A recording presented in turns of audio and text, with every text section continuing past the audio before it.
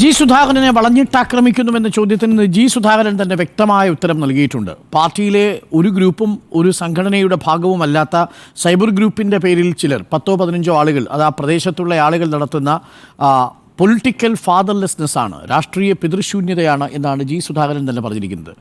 കുറച്ചുകൂടി ഭാഷയിൽ പറഞ്ഞാൽ രാഷ്ട്രീയ തന്തയില്ലായ്മ എന്ന അർത്ഥത്തിലാണ് അദ്ദേഹം അതിനെ വിവക്ഷിക്കുന്നത്. അപ്പോൾ അങ്ങനൊരു പദപ്രയോഗമാണ് പുള്ളി നടത്തുന്നത്. അതിൽ ഏതെങ്കിലും തരത്തിൽ പാർട്ടിക്കോ സംഘടനയിലെ ഏതെങ്കിലും നേതാക്കൾക്കോ പങ്കുണ്ട് എന്നൊരു ആരോപണമൊന്നും ജി സുധാകരനില്ല. ആ അർത്ഥത്തിൽ ജി സുധാകരനെ CPM എന്ന് പറയുന്ന സംഘടനയോ സംഘടനയുമായി ബന്ധപ്പെട്ടവരോ വളഞ്ഞിട്ടാക്രമിക്കുന്നു എന്നൊരു നെറേറ്റീവ് അല്ലെങ്കിൽ എന്നൊരു ആഖ്യാനം ശരിയല്ല എന്നാണ് എൻ്റെ പക്ഷം. വളഞ്ഞിട്ടാക്രമിക്കുന്നില്ല ആ അർത്ഥത്തിൽ. എന്നാൽ ഒറ്റപ്പെട്ട ചില പ്രതികരണങ്ങൾ സോഷ്യൽ മീഡിയയിൽ നമ്മൾ ശ്രദ്ധിച്ചിട്ടുണ്ട്. വളരെ എന്താണ് അദ്ദേഹത്തിൻ്റെ ഈ ആക്രമണത്തിൻ്റെ പശ്ചാത്തലം എന്ന് പറയുന്നത്? മൊഴിയും വഴിയും സാഗര സംഗമം എന്ന പേരിൽ KPCC ഗുരു ഗാന്ധി സംവാദത്തിൻ്റെ 100ാം വർഷത്തിൽ സംഘടിപ്പിച്ച സെമിനാറിലേക്കാണ് അദ്ദേഹത്തെ ക്ഷണിക്കുന്നത്. ഇതാദ്യമായിട്ടല്ലല്ലോ അദ്ദേഹം ഇത്തരം പരിപാടിയിൽ പങ്കെടുക്കുന്നത്. നേരത്തെ ചന്ദ്രികയുടെ പ്രചരണ പരിപാടിയിൽ പങ്കെടുക്കാൻ കഴിഞ്ഞ വർഷങ്ങളിലേക്ക് അദ്ദേഹം അത് പങ്കെടുത്തിരുന്നു.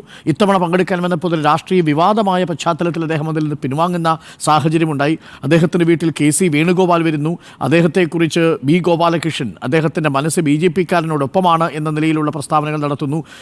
ജി സുധാകരൻ എന്ന് പറയുന്നൊരു നേതാവ് CPM-ൻ്റെ അടിയുറച്ച കേഡറാണ് എന്ന് തന്നെയാണ് എൻ്റെ വിശ്വാസം.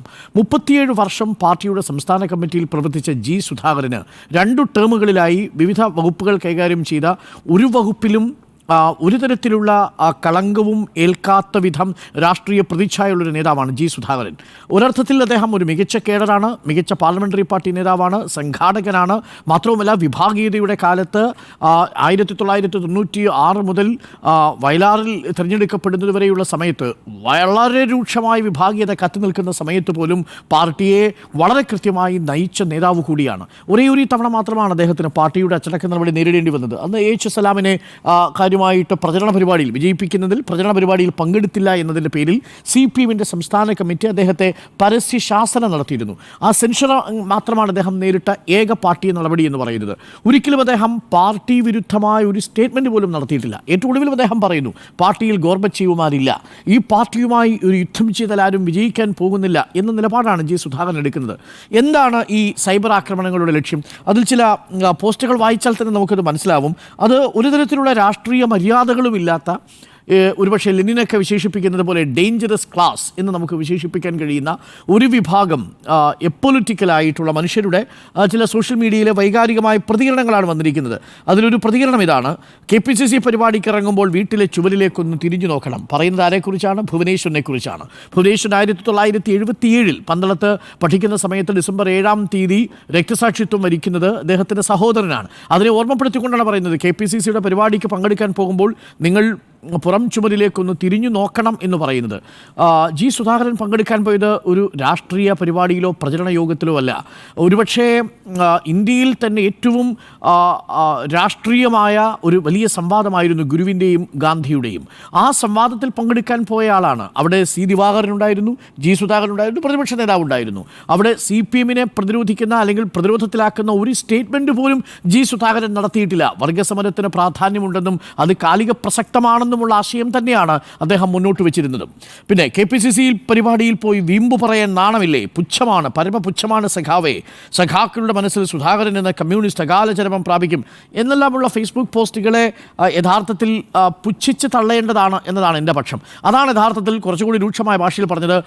അവരുടെയൊക്കെ അപ്പൂപ്പന്മാരുടെയും അമ്മൂമ്മമാരുടെയും ഒക്കെ ഒരു ഗ്രൂപ്പ് എന്ന നിലയിലാണ് ജി സുധാകരൻ അതിനോട് പ്രതികരിച്ചിരിക്കുന്നത്. ആ അർത്ഥത്തിൽ അതിന് കിട്ടേണ്ട ഭാഷയിലുള്ള ഒരു പ്രതികരണം അതിന് കിട്ടിക്കഴിഞ്ഞു. CPM-ലെ മുതിർന്ന നേതാക്കൾ സലാം അടക്കമുള്ള ആളുകൾ ഒരു തരത്തിലും ഇങ്ങനെ പൊതുവിടങ്ങളിൽ ആക്ഷേപിക്കപ്പെടേണ്ടയാളല്ലെന്നും അദ്ദേഹം പാർട്ടി വിരുദ്ധമായി ഒന്നും ചെയ്തിട്ടില്ല എന്ന നിലപാടിലും എത്തി.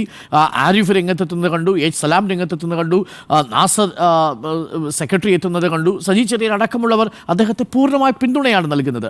ആ അർത്ഥത്തിൽ വളഞ്ഞിട്ട് ആക്രമിക്കുകയല്ല പാർട്ടി ജി സുധാകരനെ ചെയ്യുന്നത്, ജി സുധാകരനെ ചേർത്ത് നിർത്തുന്നു എന്നാണ് ഞാൻ മനസ്സിലാക്കുന്നത്. എന്നാൽ ജി സുധാകരനെ മുന്നിൽ നിർത്തിക്കൊണ്ട് CPM-നെ ആക്രമിക്കാം എന്ന് കരുതുന്ന ഒരു രാഷ്ട്രീയ കൗശലം കൂടിയുണ്ട്.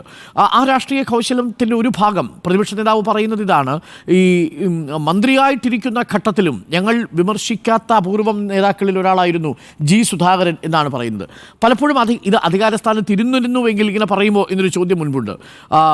യഥാർത്ഥത്തിൽ ഇതാണ്, CPM-ലെ പല നേതാക്കളും അധികാരത്തിൽ നിന്ന് വിട്ടൊഴിയുമ്പോൾ അതല്ലെങ്കിൽ അവരുടെ മരണശേഷം അവരെ പ്രകീർത്തിക്കുന്ന ഒരു രീതി ആ പാർട്ടിയെ ആക്രമിക്കുന്നതിനുള്ളൊരു സ്ട്രാറ്റജി ആയിട്ട് പലരും എടുത്തു കാണുന്നുണ്ട്. ഇപ്പോൾ ഇങ്ങനൊരു നെറേറ്റീവ് വരുമ്പോൾ CPM-ലെ പിണറായി വിരുദ്ധ പക്ഷത്ത് നിൽക്കുന്നയാളാണ് ജി സുധാകരൻ എന്ന് വരുത്തി തീർക്കാനുള്ള ഒരു ശൃഗാല കൗശലം യഥാർത്ഥത്തിൽ ഈ വിവിധ പാർട്ടികളിൽപ്പെട്ട ആളുകൾ പ്രയോഗിക്കുന്നുണ്ട്. അവിടെ ജി സുധാകരൻ ഒരു ടൂളായിട്ട് ഉപയോഗിക്കുകയാണ് ചെയ്യുന്നത്. പക്ഷേ ജി സുധാകരൻ അത്രമേൽ അങ്ങനെ ഒരു ടൂളായിട്ട് നിന്ന് കൊടുക്കുന്നയാളെയല്ല. അതുകൊണ്ടാണ് ചന്ദ്രികയുടെ പ്രചരണ പരിപാടി വരുന്ന സമയത്ത് അദ്ദേഹം പിൻവാങ്ങുന്നത്.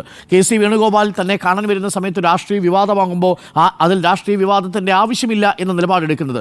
പാർട്ടി പ്രതിരോധത്തിലാവുന്ന ഓരോ ഘട്ടത്തിലും അദ്ദേഹം നടത്തുന്ന പ്രതികരണങ്ങളെക്കുറിച്ച് വലിയ ചർച്ചകൾ ഉണ്ടാകുമ്പോൾ അദ്ദേഹം പാർട്ടിക്കൊപ്പം തന്നെയാണ് എന്ന നിലപാട് ഉറപ്പിക്കുന്നതും അതുകൊണ്ടാണ് അദ്ദേഹം പറയുന്നത്, ഞാൻ ഒരു കമ്മ്യൂണിസ്റ്റുകാരനായി തന്നെയാണ് മരിക്കാൻ ആഗ്രഹിക്കുന്നത് എന്ന് പറയുന്ന ജി സുധാകരൻ്റെ രാഷ്ട്രീയ ജീവിതം നോക്കൂ. നമ്മളൊക്കെ സാധാരണ AKGയെ കുറിച്ച് പറയുന്നൊരു വാചകമുണ്ട്, ഈ സാധാരണ ജീവിതത്തിൽ നിന്ന് പാർലമെൻറ്റിലേക്ക് എത്തുന്ന സമയത്ത് അവിടെയുള്ള സുഖപ്രമത്തത നിങ്ങളെ തെറ്റായ വഴിയിലേക്ക് നയിച്ചിരിക്കാനുള്ള സാധ്യതയുണ്ട്. 1981 AK ഗോപാലൻ കണ്ണൂരിൽ നിന്ന് ജയിച്ച് പാർലമെൻറ്റിലേക്ക് പോകുന്ന സമയത്ത് അദ്ദേഹം പറയുന്നൊരു കാര്യമാണ്, അവിടേക്ക് ഡൽഹിയിലേക്ക് എത്തുന്ന സമയത്ത് കിട്ടുന്ന അധികാര ശീതളിമ, വലിയ മുറികൾ, വിശാലമായ സൗകര്യങ്ങൾ, കാര്യമായിട്ട് ഉത്തരവാദിത്വം ഇല്ലായ്മ, ഇതെല്ലാം ഒരു കമ്മ്യൂണിസ്റ്റ് നേതാവിനെ ഒരുപക്ഷെ തെറ്റായ വഴിയിലേക്ക് നയിച്ചിരിക്കാനുള്ള സാധ്യതയുണ്ട്. അതുകൊണ്ട് രണ്ട് കാര്യങ്ങളിൽ പ്രത്യേകം ഞാൻ ശ്രദ്ധിച്ചു എന്നാണ് AK ഗോപാലൻ പറയുന്നത്. ഒന്ന്, ഈ സുഖസൗകര്യങ്ങളൊക്കെയുള്ള ഈ വലിയ സംവിധാനത്തിൽ എനിക്കെന്ത് ചെയ്യാൻ കഴിയും എന്നൊരാശങ്ക. രണ്ടാമത്തത്, ഇതിൻ്റെ പ്രലോഭനങ്ങളിൽ പെടാതെ എങ്ങനെ തിരിച്ചു പോരാൻ പറ്റും, എന്നെ എങ്ങനെ ഒരു കമ്മ്യൂണിസ്റ്റാക്കി നിലനിർത്തും എന്നുള്ള രണ്ടാമത്തെ ആശങ്ക. ഈ രണ്ട് ആശങ്കകളും യഥാർത്ഥത്തിൽ ആ അർത്ഥത്തിലുണ്ടായിരുന്ന ഒരാളാണ് യഥാർത്ഥത്തിൽ ജി സുധാകരനും. അതുകൊണ്ട് തന്നെയാണ് ജി സുധാകരൻ്റെ രാഷ്ട്രീയ ജീവിതത്തിൽ ഇന്നേ വരെ കറപുരണ്ട ഒരു നിമിഷം ഉണ്ടാക്കാൻ അദ്ദേഹത്തിന് സാധിച്ചു. മാത്രമല്ല, പൊതുമരാമത്ത് മന്ത്രി എന്ന നിലയ്ക്ക് പ്രതിപക്ഷം പോലും അദ്ദേഹത്തെ അഭിനന്ദിക്കാറുണ്ടായിരുന്നു. അത് പലപ്പോഴും പ്രതിപക്ഷത്തിൻ്റെ ആ ഘട്ടങ്ങളിൽ നിങ്ങൾ നോക്കൂ. അതിനുശേഷമുള്ള ഇപ്പോൾ അധികാരത്തിൽ നിന്ന് പുറത്തു വരുന്ന സമയത്താണ് പലപ്പോഴും പ്രതിപക്ഷം ഇത്തരം അഭിനന്ദനങ്ങൾ. ഇപ്പോൾ C ദിവാകരനെ കുറിച്ച് ഇപ്പോൾ അങ്ങനെയല്ലല്ലോ പറഞ്ഞിരുന്നത്. C ദിവാകരനെയും ഇതേ KPCC ചടങ്ങിലേക്ക് ക്ഷണിച്ചിട്ടുണ്ട്. പക്ഷേ അതാണ് ഞാൻ പറഞ്ഞത്, ഈ ഒരു പൊളിറ്റിക്കൽ ടൂളായി ജി സുധാകരനെ ഉപയോഗിക്കാൻ രാഷ്ട്രീയ നേതാക്കൾ ശ്രമിക്കും. പക്ഷേ ജി സുധാകരൻ അതിന് നിന്നുകൊടുക്കാറില്ല എന്നാണ് ഞാൻ മനസ്സിലാക്കുന്നത്. ഇത്തരം ചടങ്ങുകളിൽ പങ്കെടുക്കുന്നതിന് അദ്ദേഹത്തിൻ്റെ ന്യായമുണ്ട്. അദ്ദേഹം ഇന്നിപ്പോൾ ഒരു സാധാരണ അംഗമാണ്, ഒരു ബ്രാഞ്ച് കമ്മിറ്റി അംഗം മാത്രമാണ്. ആലപ്പുഴ ജില്ലാ കമ്മിറ്റിയോട് ചേർന്നിരിക്കുന്ന ഒരു ബ്രാഞ്ച് കമ്മിറ്റിയിലെ സാധാരണ അംഗം മാത്രമാണ്. അതുകൊണ്ടാണ് അദ്ദേഹത്തെ ഏരിയ കമ്മിറ്റിയിലടക്കം ക്ഷണിക്കാഞ്ഞത് എന്നാണ് നമ്മൾ മനസ്സിലാക്കുന്നത്. അദ്ദേഹത്തിൻ്റെ കവിതകളെക്കുറിച്ച് കൂടി നമ്മളൊന്ന് പറഞ്ഞു പോകണമല്ലോ. ഏറ്റവും ഒടുവിൽ എഴുതിയ കവിതയിൽ പറയുന്നത്, ഞാൻ നടന്നുപാസിച്ച വിപ്ലവ പ്രസ്ഥാനം കുറ്റക്കാരാൽ നിറയാൻ തുടങ്ങവേ എന്നുള്ളതാണ്. SFIയുടെ ആദ്യത്തെ സംസ്ഥാന പ്രസിഡന്റാണ്. അത് KSF എന്ന് പറയുന്നത് കേരള സ്റ്റുഡൻസ് ഫെഡറേഷൻ ആയിരുന്ന ഘട്ടത്തിൽ തന്നെ അതിന് തലപ്പത്തെത്തിയ ആളാണ്. അതിനുശേഷം ആ പ്രസ്ഥാനത്തോട് ചേർന്ന് നിന്നയാളാണ്, പൂർണ്ണമായും കൂറുപുലർത്തിയ ആ നേതാവാണ്. അപ്പം ആ SFIയെ നേരിട്ട് പേരെടുത്ത് വിമർശിക്കാതെ, ഞാൻ നടന്നുപാസിച്ച വിപ്ലവ പ്രസ്ഥാനം കുറ്റക്കാരാൽ നിറയാൻ തുടങ്ങവേ കുന്തവും കുടച്ചക്ര വ്യൂഹവും നയിക്കുന്നോ പൊൻലോകം സൃഷ്ടിക്കേണ്ട ചൈതന്യ സ്വരൂപത്തെ എന്നുള്ളതാണ്. ഗദ്യപദ്യ കവിതയാണ് യഥാർത്ഥത്തിൽ ജി സുധാകരൻ്റെ. ഇത് പലപ്പോഴും രാഷ്ട്രീയ വിമർശനത്തിലാണ് അദ്ദേഹം ഉപയോഗിക്കുന്നത് എന്ന മട്ടിലുള്ള പ്രചരണങ്ങളുണ്ട്. പക്ഷേ അദ്ദേഹം 20ഓളം, എനിക്കൊന്ന് 18-19 കവിതാ സമാഹാരങ്ങളും ജി സുധാകരൻ്റേതായിട്ടുണ്ട്. അദ്ദേഹത്തിൻ്റെ ഒരു രാഷ്ട്രീയ ജീവിതം ആ കമ്മ്യൂണിസ്റ്റ് ആശയത്തിൽ അടിയുറച്ച് നിൽക്കുമ്പോൾ ഒരു പൈസ പോലും അദ്ദേഹത്തിൻ്റെ പൊതുജീവിതത്തിൽ അദ്ദേഹം അധികമായി സമ്പാദിച്ചിട്ടില്ല. അതുകൊണ്ട് തന്നെയാണ് ഞാൻ AKGയുടെ കാര്യം പറഞ്ഞത്. ഇത്തരം അധികാരപ്രമത്തതയിലൊന്നും വിശ്വസിക്കാത്ത, സുഖലോലുപതയിൽ വിശ്വസിച്ചുകൊണ്ട് എന്തെങ്കിലും സമ്പത്തുണ്ടാക്കാൻ പോകാത്ത അപൂർവം നേതാക്കളിൽ ഒരാളാണ് ജി സുധാകരൻ എന്നുള്ളത്. ആ ജി സുധാകരനെ ആ അർത്ഥത്തിൽ വിമർശിക്കാൻ നേതാക്കൾക്ക് പോലും ഭയമാണ്. അതുകൊണ്ടാണ് ഞാൻ നേരത്തെ പറഞ്ഞതുപോലെ പല വിമർശനങ്ങൾ ഉണ്ടാവുന്ന ഘട്ടത്തിലും അദ്ദേഹത്തെ ആ വഴിക്ക് നിർത്തി. എന്നാൽ എന്തുകൊണ്ട് അദ്ദേഹത്തെ കേന്ദ്ര കമ്മിറ്റി അംഗമാക്കിയില്ല എന്നൊരു ചോദ്യം പലപ്പോഴും നമ്മൾ ചോദിക്കാറുണ്ട്. അദ്ദേഹം സംസ്ഥാന സെക്രട്ടറിയിലേക്ക് വരുന്നതിന് അദ്ദേഹം തന്നെ നിരസിച്ചിട്ടുണ്ട് 1-2 തവണ എന്നാണ് ഞാൻ മനസ്സിലാക്കുന്നത്.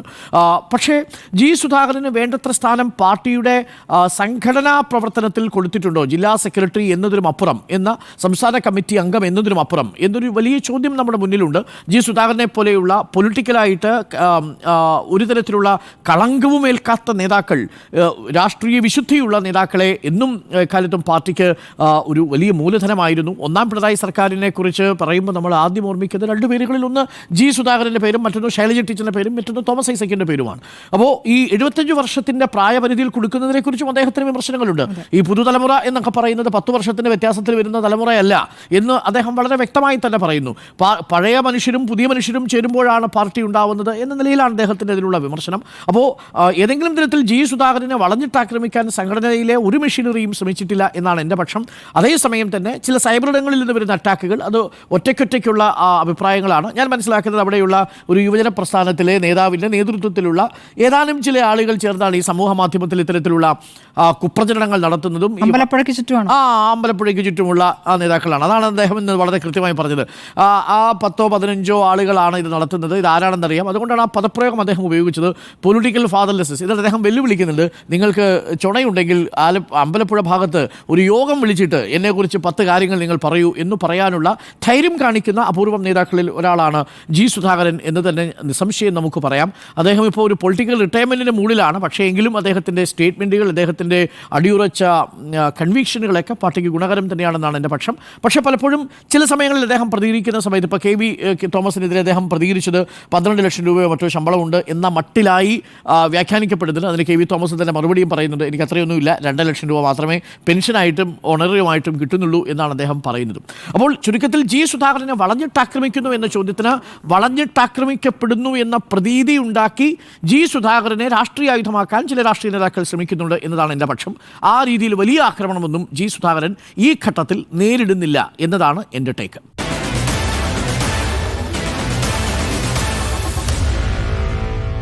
Meet the editors.